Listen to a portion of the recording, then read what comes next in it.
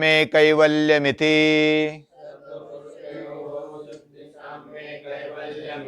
सत्वपुरुषयोः शुद्धि साम्ये कैवल्यमिति। सत्वपुरुषयोः शुद्धि साम्ये कैवल्यमिति। तारकं सर्वविषयं सर्वथा विषयम् अक्रमं चेति विवेकजन्यानम्।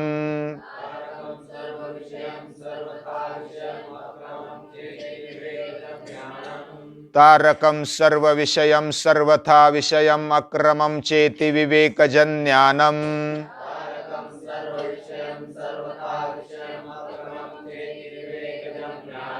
सत्वपुरुषयोः शुद्धि साम्ये कैवल्यमिति। सत्वपुरुषयोः शुद्धि साम्ये कैवल्यमिति।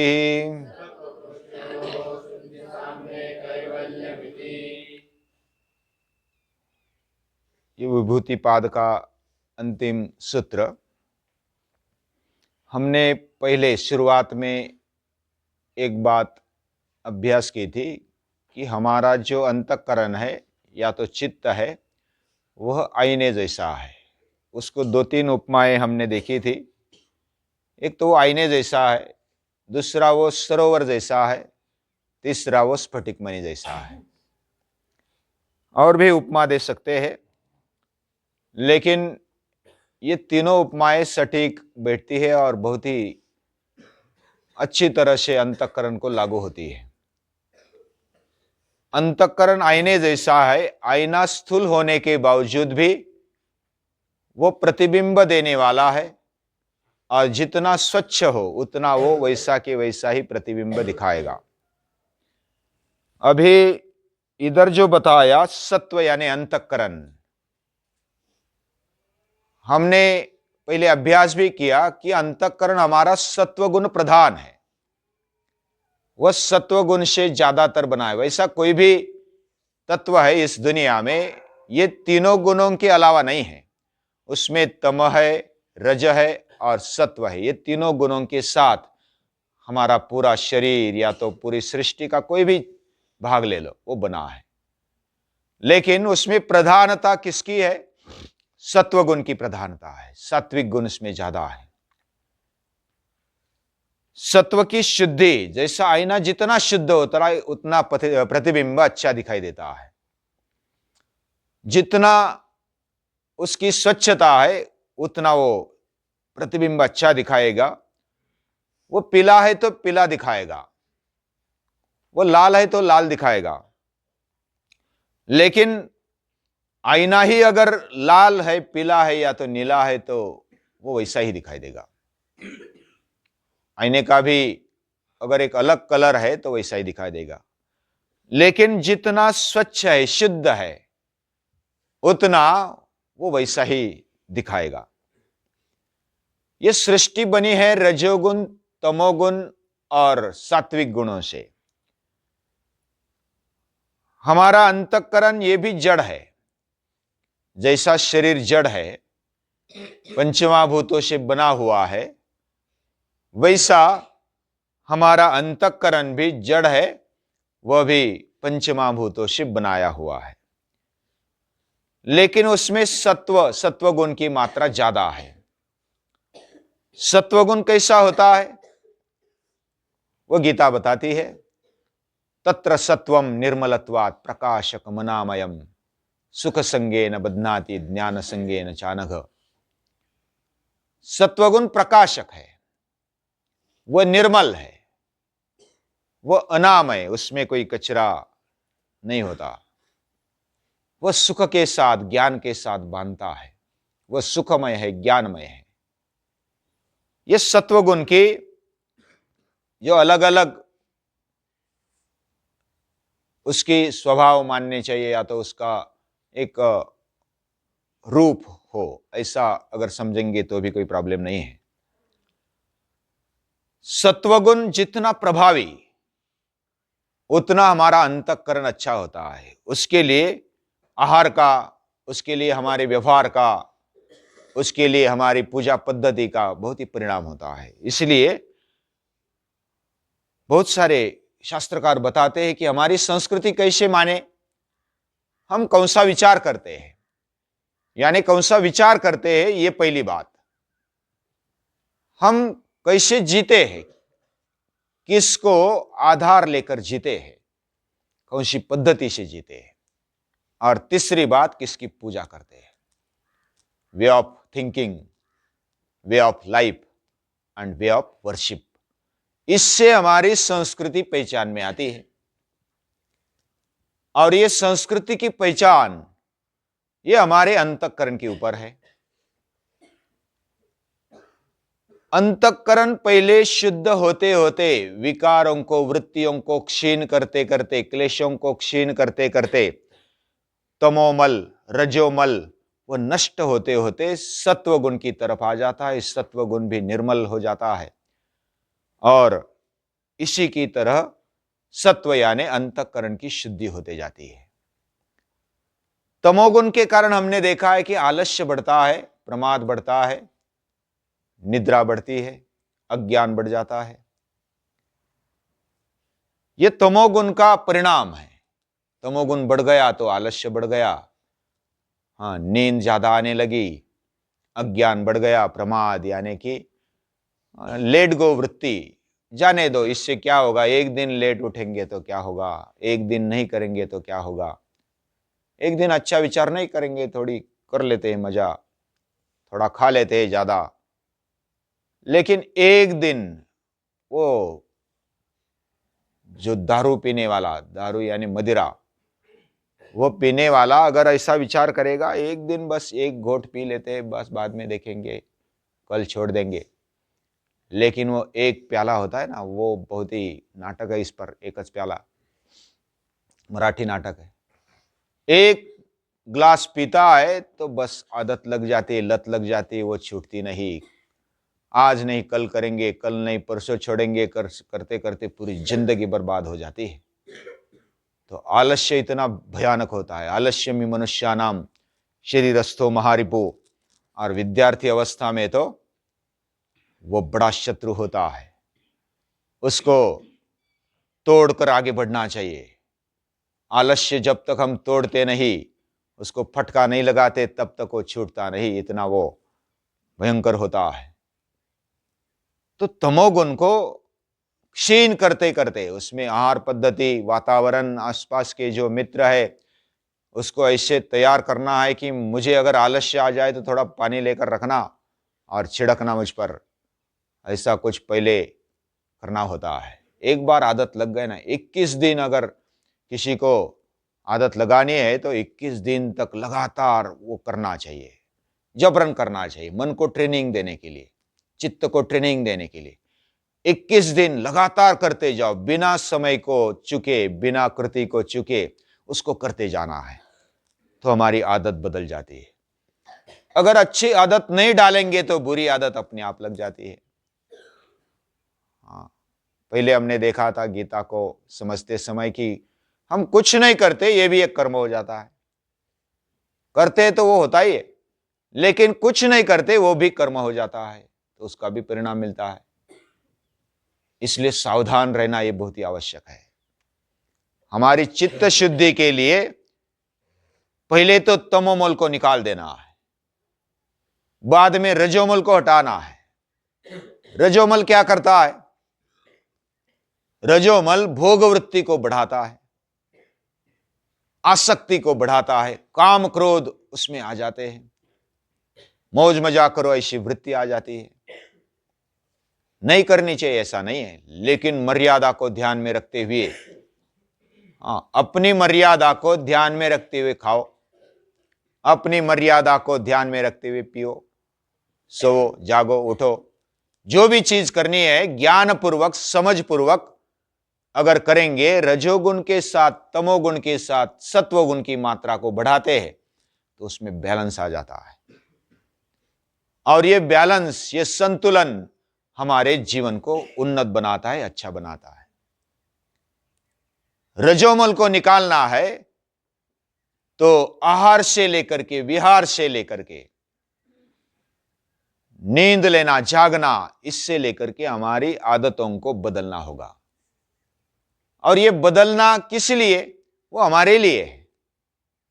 हाँ, सभी को लगता है कि हम अच्छा जिए, अच्छा भोग भोगे, अच्छा खाए, अच्छा सोए, अच्छा अभ्यास करे, बड़ा बने, सभी को अच्छा लगता है। सभी को लगता ही है कि मैं बनूं। लेकिन सही मार्ग गीता माता बताती, योग दर्शन बताता है, ये योग शास्त्र हमें सही तरीके से बताता है कि कैसे क्या करना है। और ये हो गई, अभी रजोमल तमोमल कम कर दिया, उसको क्षीण कर दिया, पूरा निकाल दिया, और उसके बाद फिर सत्वगुण की मात्रा बढ़ जाती है। और सत्वगुण फिर प्रकाश लाता है, सुख लाता है, ज्ञान लाता है, और इससे अंतःकरण की शुद्धि हो जाती है। अभी अंतःकरण की शुद्धि होने के साथ साथ जो आत्मशक्ति में लगा हुआ मल, वो मल उसको लगता ही नहीं है, लेकिन हमें ऐसा आभास होता है कि अंतःकरण का मल के कारण हमें ऐसा हम आरोपित करते हैं कि आत्मशक्ति भोगती है, वह करती है, वह जानती है, ऐसा हमें लगता है। लेकिन वो कुछ नहीं करती। उसके लिए ज्ञातृत्व, भोक्तृत्व, कर्तृत्व हम आरोपित कर देते हैं, यानी उस पर आरोप करते हैं, उसको लगा देते हैं कि हम जानते हैं, ऐसा लगता है। उसकी इतनी एकरूपता होती है, बुद्धि यानी हमारा अंतःकरण और आत्मशक्ति इतनी एकरूपता होती है कि हमें पता नहीं चलता कि ये अलग है। हमें ऐसा लगता है कि मैंने जान लिया, हमें ऐसा लगता है कि मैंने किया, हमें ऐसा लगता है कि मैंने भोग भोगा, और आत्मशक्ति को भी उसके साथ जोड़ देते हैं। लेकिन आत्मशक्ति ये निर्लेप है, निर्मल है, उसको कोई ये नहीं लगता है, मल नहीं लगता है। लेकिन हमने जो भ्रम के कारण, अज्ञान के कारण, अविद्या के कारण एक आरोप कर दिया कि ये जानने वाला है, ये वो सब कुछ जानता, ये जो आरोप हमने किया, वो आरोप अज्ञान के कारण किया। अविद्या निकल गई, अज्ञान निकल गया, भ्रम निकल गया, और जो भी बचा वो आत्मशुद्ध रूप में बच गया। यानी हमारी आत्मशक्ति जो दृष्टा है वो शुद्ध रूप में बच गया। तो सत्व पुरुष, सत्व यानी अंतःकरण, और पुरुष यानी हमारी अंदर की आत्मशक्ति, वह शुद्ध है ही, उसका साम्य हो गया, शुद्धि साम्य। सत्व पुरुषयोः शुद्धि साम्य। उसमें क्या होता है, दोनों की शुद्धि हो गई तो वही स्थिति है कैवल्य, वही स्थिति है सत्व पुरुष अन्यता ख्याति, विवेक ख्याति। हमने दूसरे पाद में देखा था, योगांगानुष्ठानाद अशुद्धि क्षय ज्ञान दीप्तिर्विवेक ख्याते है। योगांगानुष्ठान से, अष्टांग योग से क्या होता है, उसके अनुष्ठान से अशुद्धि का क्षय होते होते अंतःकरण शुद्ध बनता है। वो आईने जैसा चमकने लगता है, प्रतिबिंब वैसा के वैसा दिखाता है, और वैसा के वैसा दिखाने के कारण उसकी और आत्मशक्ति, आत्मशक्ति को देखना है तो अंतःकरण की आवश्यकता है, शुद्ध अंतःकरण की आवश्यकता है। और जिसका अंतःकरण शुद्ध है वो आत्मशक्ति को देख सकता है, वैसा के वैसा प्रतिबिंब दे सकता है।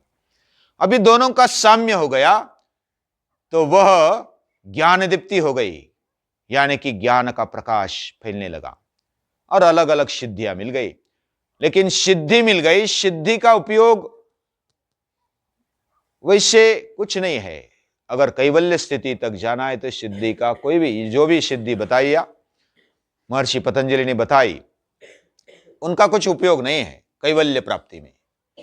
अभी कैवल्य प्राप्ति शब्द हम बोलते हैं तो प्राप्ति यानी वो प्राप्त नहीं था क्या, वो हमारे अंदर ही है, लेकिन अज्ञान के कारण हमें ऐसा लगता है कि वो दूर है, हमें हमारा स्वरूप, और हमें ऐसा लगता है कि ये दोनों अलग है। और दोनों अलग लगना ये पहली बात, उसकी एक रूपता होना ये अविद्या या तो संयोग, ऐसा मानते हैं। लेकिन फिर जब दोनों अलग है, ऐसी जब स्पष्टता आ जाती है तो वेदांत कहता है ये दोनों अद्वैत है, यानी कि ये उसी का ही रूप है। लेकिन वो आगे देखेंगे अद्वैत क्या कहता है। लेकिन जब सांख्य और योग की दृष्टि से देखेंगे तो हमारे अंदर जो भी ये स्थिति है, वह स्थिति कैवल्य स्थिति तब बनती है जब हम अंतःकरण को शुद्ध बना देते हैं। और अब तक जो भी सिद्धियां मिली, वह सिद्धियां वह कैवल्य प्राप्ति में कोई काम नहीं करती। फिर कोई बोलेगा कोई महर्षि पतंजलि ने इतना क्यों बताया, सिद्धियां बताने की जरूरत नहीं थी, अगर उसका कोई काम नहीं है तो क्यों बताते। लेकिन जो छोटा बच्चा होता है उसको अगर दवा देनी है, उसको कोई रोग है या तो व्याधि है, उसको कोई दवा देनी है तो माँ बोलती है कि तुझे चॉकलेट दूंगी, तो ये काढ़ा पी ले, ये गोली कड़वी है लेकिन खा ले। अभी वो काढ़ा पीता या तो दवा ले लेता है और उसको फिर 1-2 दिन 4 दिन वो काढ़ा या तो जो भी दवा है वो पी लेता है, उससे उसको अच्छा लगता है, उसको फिर मालूम होता है कि ये दवा से अच्छा हुआ है। लेकिन जो चॉकलेट देने वाली थी या तो दूसरा कुछ देने वाली थी, दे रही थी, वो तो सिर्फ उसको आदत देने के लिए, उसको अच्छी आदतें बनाने के लिए माँ उसको करती है, उसका रोग हटाने के लिए ये बातें होती है। अभी इधर महर्षि पतंजलि बताते हैं कि ये जो सिद्धियां है, ये सिद्धियां हमें एक तो प्रेरणा देती है और हमें आश्वासन देती है कि हम बस सही रास्ते पर चल रहे हैं। दूसरी बात, हमें सिद्धियां मिलती है तो उसको हम सपोर्टिंग मानेंगे तो भी कोई बात नहीं है। हम जब सीख रहे थे तब सिद्धियां हमें सपोर्ट दे रही थी कि बस तुझे विश्वास रखना होगा, तुझे आगे बढ़ना होगा। तो ऐसा विश्वास देने के लिए ये सिद्धियां आवश्यक है हमारे लिए। लेकिन अंतिम ध्येय तक जाने के लिए ये सिद्धियों का अंतिम ध्येय के अगर बारे में विचार किया जाए, उसके संलग्न करते हुए विचार किया जाए तो उसका कोई काम नहीं है। फिर भी जो कैवल्य स्थिति है वह उधर क्या होता है, अभी सिद्धियां मिल गई, अंतःकरण शुद्धि हो गई, सिद्धियों का कुछ काम नहीं है, अंतःकरण शुद्ध हो गया, शुद्ध होने के साथ साथ मल निकल गए, वृत्तियां क्षीण हो गई और जो 3 गुण थे, 3 गुणों का इति कर्तव्यता हो गई, कृतकृत्यता हो गई। यानी 3 गुणों का क्या मकसद होता है, ये जो सृष्टि में 3 गुण है तो पुरुषार्थ शून्यानाम गुणानाम प्रतिप्रसवः, तो जो भी गुण हमारे जीवन में सृष्टि में दिखाई देते हैं उसको हमारे जीवन में जितना करना था, यानी कि अपवर्ग पाने के लिए, मुक्ति पाने के लिए, मोक्ष पाने के लिए जितना हमें सहाय्य करना था उसने उतना कर लिया। तो जो गुणों का काम है इस सृष्टि में अपवर्ग देने का, वो उसने कर लिया। अभी पुरुषार्थ शून्यानाम गुणानाम, गुणों का जो पुरुषार्थ है वो अभी शून्य हो गया, अभी उसका कुछ काम नहीं रहा। तो उनके लिए यह प्रकृति नष्ट हो जाती है और प्रकृति उनके लिए नष्ट हो गई, लेकिन बाकी योगियों के लिए वो नहीं नष्ट हो गई।